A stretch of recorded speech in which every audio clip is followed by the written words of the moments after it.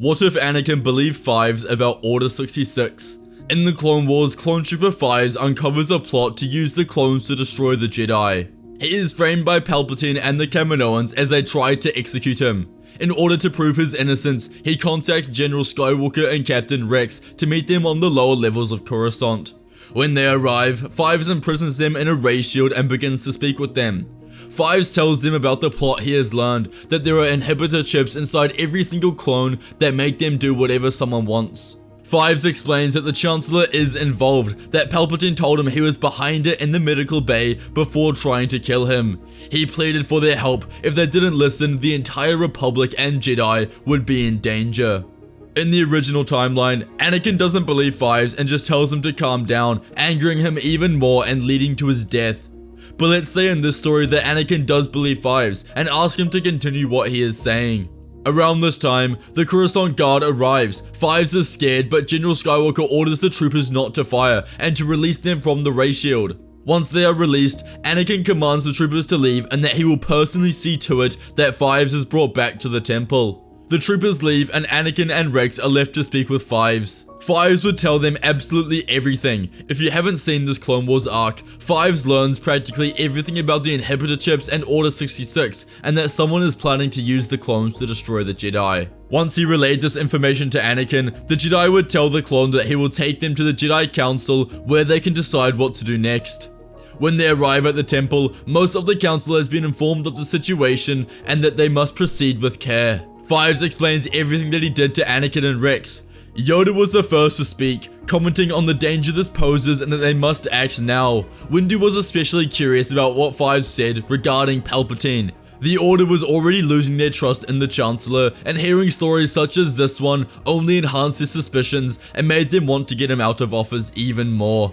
Fives was a determined soldier. Each of the 12 masters in the room could sense that he was telling the truth. Clones weren't powerful enough to conceal their motives in the Force. Yoda tells Skywalker that he and Fives will go back to Kamino, where they have full authority to investigate whatever they need. As they go to leave, Windu stands and says that he will join them. He doesn't trust the Kaminoans. They arrive on Kamino where they search for answers. The key to this investigation would be in the inhibitor chips. After much research on Fives, it was found that he was completely healthy despite having his chip removed, and upon further tests, he was still 100% loyal to the Republic without his chip. This confused the Jedi and they couldn't figure out the chip's purpose. They would discuss this openly in front of Fives, who was so certain that the chips are meant for the plot to destroy the Jedi. Windu and Skywalker ask the Kaminoans if they can see the records for the placement of the Order of the creation of the clone army. This happened over 10 years earlier, but they needed to figure out what exactly was created. They mentioned how the blueprint they gave to the Jedi Council didn't include the inhibitor chips, so they must give them exactly what Sifo-Dyas had ordered a decade prior. The Kaminoans did not want to give this information up, and they refused as they are loyal to Count Dooku. They knew that there was a possibility of the Jedi learning about Order 66 and that the clones are programmed to work against them. Before Anakin can even try and persuade their minds, Mace Windu ignites his purple lightsaber and points it directly at the Kaminoans. With intimidation, he orders them to hand over the documents now. Windu had tapped into the dark side and Anakin could sense the burning hatred dripping from the Master. But he also noticed something else. The Jedi was in full control. He had all of this anger and frustration, but it didn't consume him, it only guided him. A Sith would have no control over their actions and would probably slice down the beings in front of him. Anakin was astounded, amazed at what he was witnessing. He now realized why Windu was so highly respected and why he wielded a purple lightsaber, the combination of light and dark. A normal Jedi in this situation would try and stop Windu, telling him to practice restraint, but Anakin admired his determination. The Kaminoans give them access to the information and they find the documents where Sifo-Dyas ordered the clone army. Searching deeper, they find the section on inhibitor chips to be created in each clone. As they read further, they discover that the purpose for them is to house 150 contingency orders, each detailing different objectives. As Skywalker and Windu search throughout these orders, they find 66, the order to exterminate the Jedi. They are both absolutely shocked and they stare at each other in disbelief. They are certain that Fives was right and this is the plot to destroy the Jedi. Windu told Skywalker that they can't stop now, there must be more information in these files. Windu couldn't believe Sifo-Dyas and didn't understand why he would do such a thing. He thought that perhaps he had fallen to the dark side, but he couldn't recall him acting differently towards the end of his life. Maybe he was coerced or brainwashed by others. As Skywalker flickers throughout the documents, he finds that Sifo-Dyas ordered for the Supreme Chancellor to be the only one who can access these contingency orders. Windu looked at Anakin and reminds him of what Fives told them, that Palpatine informed Fives that he was behind this and then tried to kill him. Maybe Fives wasn't wrong after all. Anakin tried to stand up for his friend Palpatine, but the evidence was far too difficult to dispute. Windu would contact Coruscant, where he would order them to begin the process of removing all inhibitor chips in the clones. They needed to get rid of this risk. However, Yoda reminds Windu that the clone army isn't for the Jedi to command, but the Senate. This would be very difficult to contain. But Windu was absolutely certain that they needed to begin these experiments without informing the Senate. This was a very dangerous time for the Republic. Windu commands the clones who complete these medical procedures to keep it a secret, so that the Senate doesn't find out. Their following moves are extremely important. They didn't tell the Kaminoans, but they immediately left and returned to Coruscant. After their exit, the Kaminoan Prime Minister contacts Count Dooku to inform him that the Jedi have discovered the inhibitor chip's purpose. Dooku was enraged and left the call. He had to inform his master before it was too late. On the way back to Coruscant, Anakin and Mace called an emergency council meeting. They informed the council that what Five said was true, but it was so much worse. Palpatine is in control of the orders and can destroy the Jedi Order whenever he wants. We need to arrest him. Everyone is shocked. Plo Koon asks if they are sure, and Ki-Adi-Mundi states that he will head straight back to Coruscant. Yoda agreed with Mundi. Looking around the room, he told all of the members who were off-world to return immediately. This is their number one priority, and for now, they will leave their clone commanders in charge of their battles. By the time Anakin and Windu arrive back, the entire council is there, and they go to the Chancellor's office.